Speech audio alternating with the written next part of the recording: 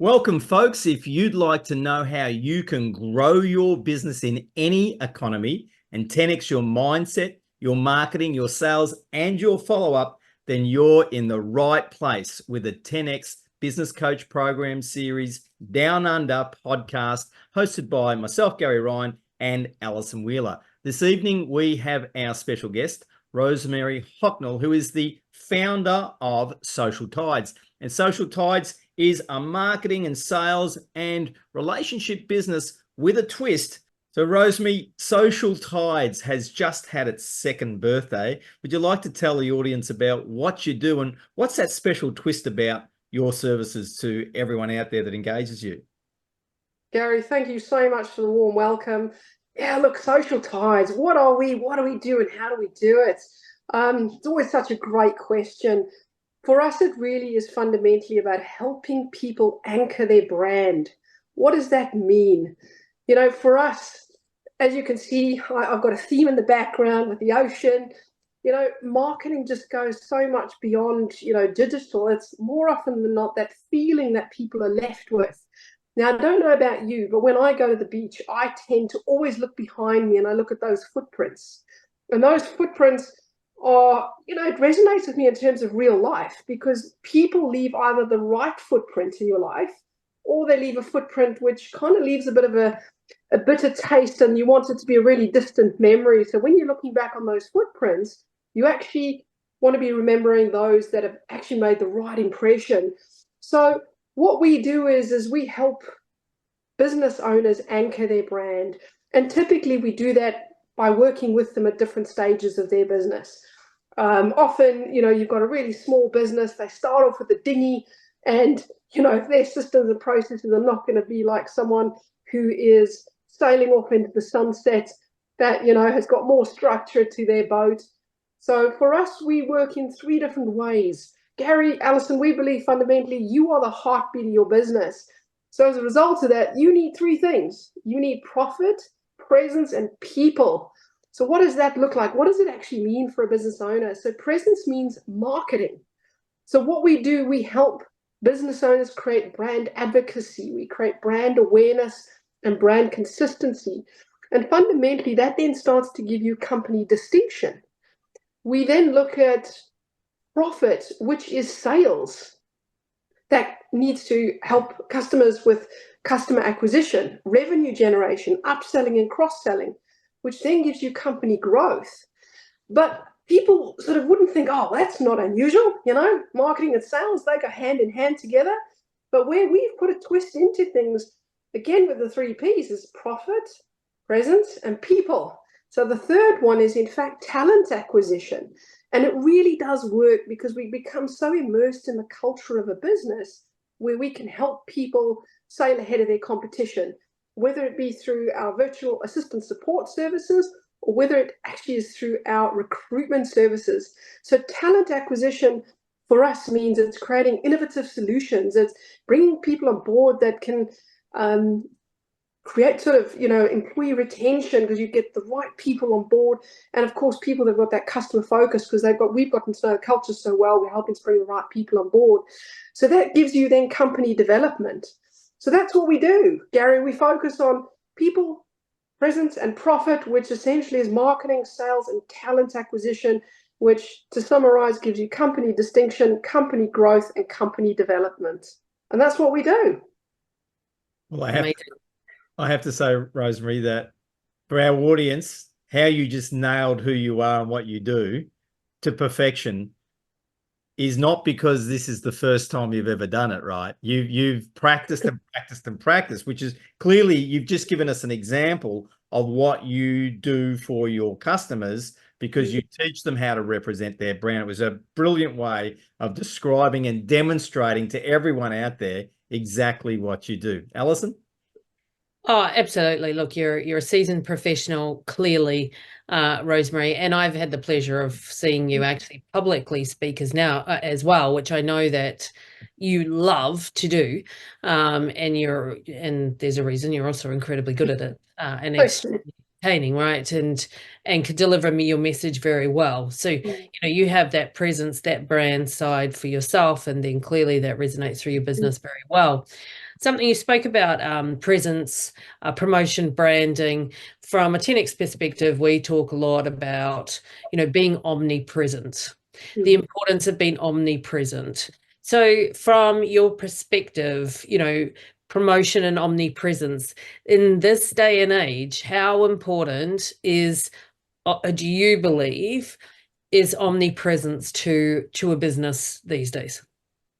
Alison, it's critical. I often educate my clients and prospects with the importance of maintaining both a digital footprint and a social footprint. You cannot have one without the other. And the best way that I look at it is, if you jump on, onto a paddleboard or a kayak, you can't get on there without the paddles to be able to move forward. And really, marketing is exactly the same thing. You cannot do one without the other. I mean, most of us don't go and eat a burger and say, look, bring us the buns and nothing in between. We want the juice. So for any business owner today, we really need to have an omnipresence. So for me, I encourage my clients to not only show up on their social media, to engage with email marketing, to make sure that they have the relevant CRMs in place. And of course, don't stop there. Join a reputable networking organization, something that resonates with you as a person. Get yourself out there, because at the end of the day, it's people who open doors, and is your digital presence that reminds them that you exist. And it also helps to maintain your credibility. And if you're comfortable with speaking, as you said, Alison, it's something I particularly enjoy. Get out there and, be an MC, be a speaker, gain credibility within your audience, like you and Gary. You're pumping out some awesome books. Again, get yourself out there. If you can even become an author, all those things help in building an omnipresence. Yeah, exactly. And, I think something you said was about, getting out there, right? Often now, and I particularly in the digital age, I think that, and I've seen this, people want to hide behind their computer or hide in their office. I'm not sure how many people there are in your office that you can meet, right? Like it's, yeah, okay, if you're getting your door knocked down by customers, maybe that's okay. But, for most businesses, that's not the case, and certainly not at the moment. There is that need for and necessity really to get out there and get known and get in the community and be someone who has a presence out there physically also. And what do you think is the importance of, because a lot of people find, and I think this is post-pandemic, people are finding this much harder to actually get out. And you spoke about the importance of getting out and building the thing that we turning contacts into contracts as a term in 10x, and the difference being the R, which is the relationships. So that importance of getting out there and building relationships, how do you think, or how do you encourage people to do that? What do you think the barriers are? Alison, I think fear is a big thing. I think people fear rejection. They fear being told no. But being a business owner means you've got to put yourself out there. You've got to develop a thick skin. You've got to be able to take 10 no's before you can get one yes. It's about developing a level of resilience that, you can power through it, because the right customer, the right prospect is out there for everybody. But as you just said, it's not going to happen sitting behind a computer. Gone are the days of yellow pages. That's long gone. We're in a digital era, and it is critical, and it's more than ever important to show up. And I think more often than not, people get entangled with strategy. I've got to have a strategy for social media. And the only strategy you need to have is, it's simple. Show up. Yes. Show up, show up, show up, show up. There is no other strategy. Get in front of a camera. You don't need all these bells and whistles, zooting behind you in a frame. Just show up, put a camera in front of you, introduce yourself, get yourself out there. And I think when people just realize that after one video, 2 videos, 3 videos, they go, oh, that wasn't actually too bad. I kind of got myself out there, and your confidence grows. So for me, Alison, the biggest thing is fear. People don't do things because of fear.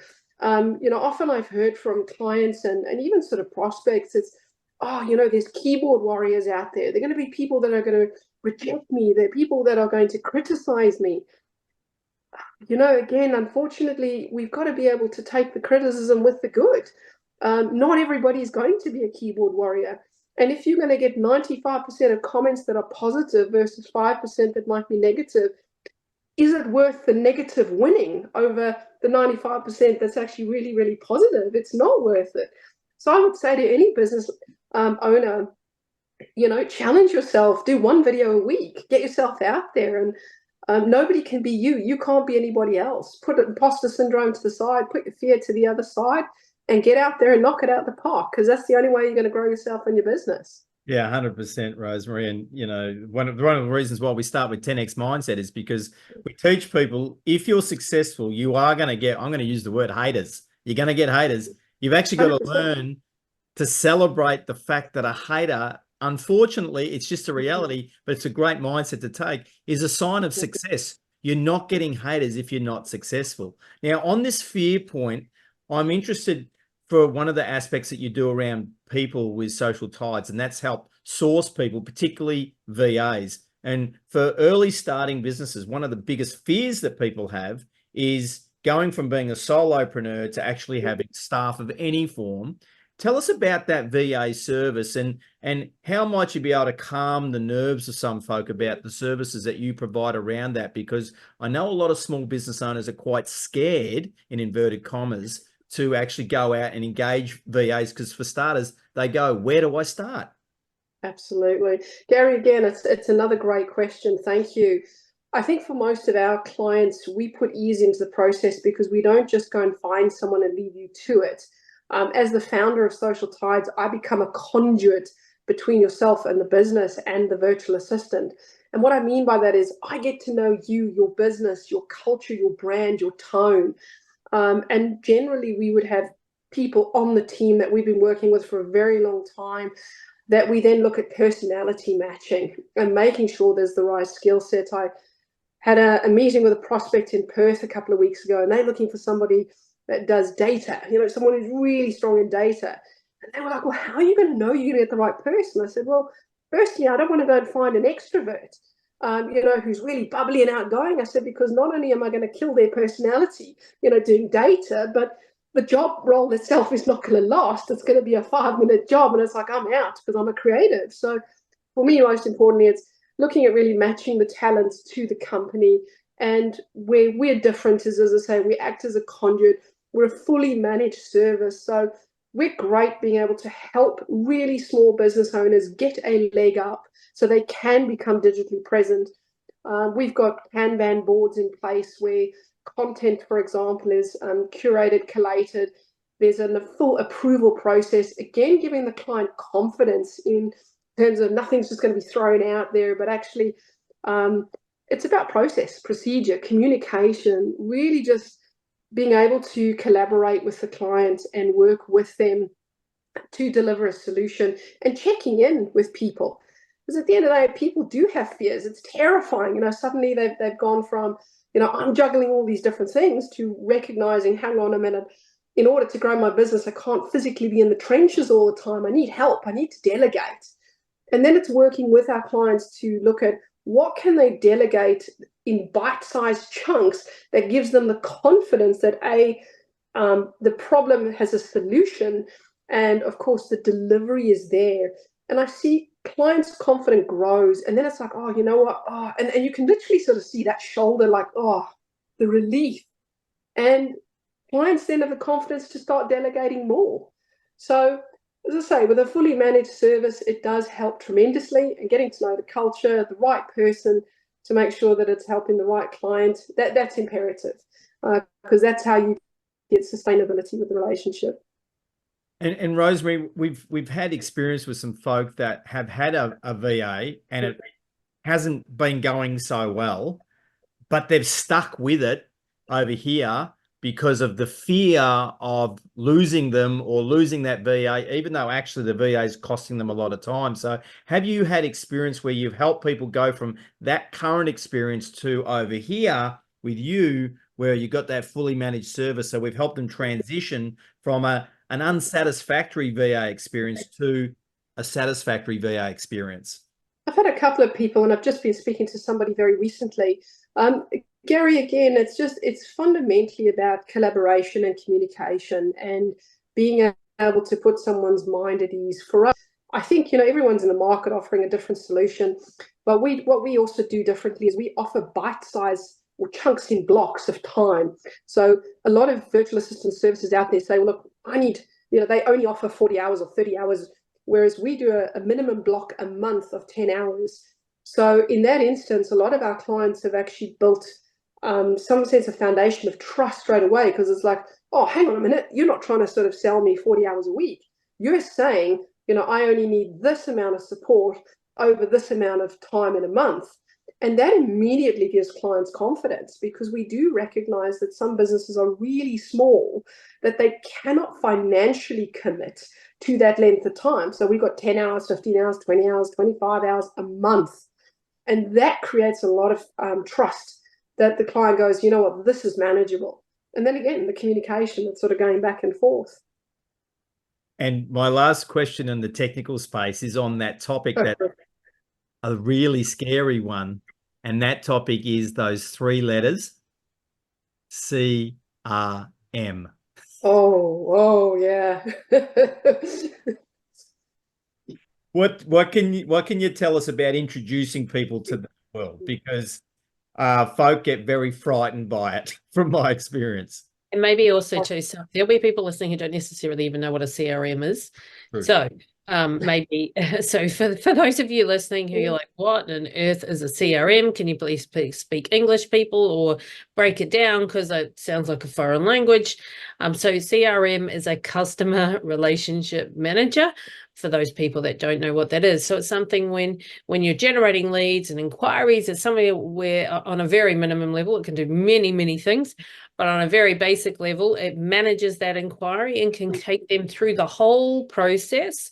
You can automate and systemize, and they're beasts. They can do so many different things depending on what you want, from simplistic things all the way through to complex things. But effectively, it's a hub for lead management, lead contact, making it easier so you can go from spreadsheets, books, all that kind of thing, and start to systemize and allow your life to be a lot easier, just in case someone is going, oh, what are you talking about, people? It's certainly a great explanation, Alison. Thank you so much. Gary, look, a CRM is just absolutely critical. I suppose it's a no-brainer in how you want your business to grow and scale. And for business owners that do want that sort of growth, and they want a 10x it, and they want to be managing a team and leading, you need to introduce a CRM. It's the only way in which fundamentally you can manage both your marketing and sales pipeline. It becomes a visual aid. It becomes a tremendous tool to be able to facilitate communication externally through newsletters, nurture sequence. A nurture sequence can be a 3-part email series that goes out to prospects. You could then create another completely unique email series that's for existing clients. You can create bite-sized tips and information during the course of the year. And with that automation in place, it saves an incredible amount of time. And even just beyond the marketing and sales, again, if we look at scaling a business, I always educate my clients, even if you think this is going to be your business for the next 10, 20 years, always have an exit strategy in mind. Always build the business with the view that you're going to sell. So building a business with a view to sell, you want to make sure you've got the right systems, processes, procedures, and people in place that you can scale the business to go, hang on, you know what, one day actually, my interests have changed. I want to retire, or I want to go and live somewhere else or do something else. A CRM is absolute gold, because it's an asset where people can then look back and go, my God, you've got a phenomenal client base. They can see the track record. It's there. The history tells the story, which is, as I say, critical. The business has to have a CRM today. And that's a really good point about the valuation of your business into the future due to the value of that CRM list and the data and detail in it. So, Rosemary, you just touched on the word 10X there. What can you tell us about your introduction to 10X? What's your journey with it? Gary, I can't say I've had a very deep journey with 10X, other than Alison and yourself. I've certainly been very inspired by a lot of the work that Alison and you have both been doing. I've participated in a couple of webinars, which I found phenomenal. And I think for me, one of the biggest things is the mindset around the 10X philosophy. The mindset, the education, the ongoing learning, just, pushing people beyond what they think that their goals are and what they can be. I think often we maybe don't give ourselves the benefit of the doubt. We sort of create goals which are like, oh, I think I can get that. And we don't necessarily push that envelope further. Whereas, with the 10X model, it's, how can you do this 10 times more than what you're doing? If you're doing 100K this year, can't you do 1 million for the next 12 months, So yeah, that would be sort of my introduction and journey into it is you and Alison. And again, huge inspiration. I look at both of you in terms of, what you're doing, both in terms of your social media platforms, your marketing materials, the books that you're getting out. So you guys are really, you're making a mark. You're creating a footprint that's going to be memorable, now and right into the future. And of course, that's what you want to be. Oh, absolutely. And the thing too, and Alison and I experienced this due to our connection into the global coaching community that we're part of and everything that comes with that. And to see with the customers globally of the 10X people, one of the real benefits is having business owners into a community where they're getting inspiration from other business owners at the same time who have all got that 10X mindset. And to be in that community where you're with other business owners, and it's fascinating. Like we're connected to businesses in the hundreds of millions of dollars of turnover, and they're in the same room with people that are doing in the hundreds of thousands, and that's okay. And they're like, how can we help you? What inspiration, what advice, what support can we give? And at the moment, Alison and I are building that community here in Australia where there is a safe place where like-minded business owners who want a 10X, who want to go to the next level, can be learning from and with other similarly inspiring leaders. And that's something that's really powerful for us. Yeah, look, it's so important to be, and as you know, surrounded by like-minded people, and that sounds a bit cliche, but 10X thinking is quite unique. And it's kind of like, why not go hell yes? Why not? Why? Like we literally have nothing to lose by thinking bigger. You have everything to gain and nothing to lose. And Rosemary said earlier about, often we'll set a goal, but often we set a goal we think we actually know we can obtain. Mm-hmm. So, it's like a safe goal. Well, if you put a 0 or several zeros on the end of that, what does it look like then? Because we also know that our best thinking and our best actions have got us to this point. So if you want to create something else, you need a different viewpoint. And when you 10X your goal, what it is it's shifting you to have a different viewpoint, to find new solutions, to look at things in different ways, and to live to your full potential instead of what you think you can do, or you maybe, downsizing your goals is a mistake that a lot of people make instead of increasing their activity, right, to meet that goal, or becoming the person that they want to be, letting go of the actions and the beliefs and all of that goes with the person they were being, and morphing into the person that they need to be. So Rosemary, look, what I would love to know, speaking about 10X, is from the word itself, like what does 10X actually mean to you? For me personally, it means being able to absolutely push your goals beyond 10 times. But it's not just your goals, it's your beliefs. Because again, our beliefs and values are so intertwined into who we are, but it's actually breaking free from some of those beliefs and values that we know that we are capable of actually doing 10 times more than we are. That we can create a much bigger goal, your BHAG. Some people have got a BHAG, but even that BHAG is achievable. So what is that goal beyond that BHAG?